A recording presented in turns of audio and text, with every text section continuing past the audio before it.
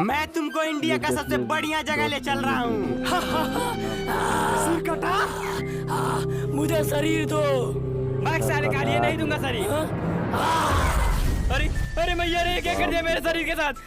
अबे इसे ठीक कर। इसे ठीक करने के लिए मुझे इसे छूना होगा। तो छू दो। कैसे छू? मेरे पास तो हाथ ही नहीं है। तुम मुझे किसी इंसान का शरीर ला कर दो, जिससे मुझे शरीर मिल जाएगा और मैं तुम्हारे दोस्त को छूकर सही कर दूंगा। मैं शरीर लेकर आता हूँ। इसका चेहरा हो रहा तो बर्बाद कर दिया।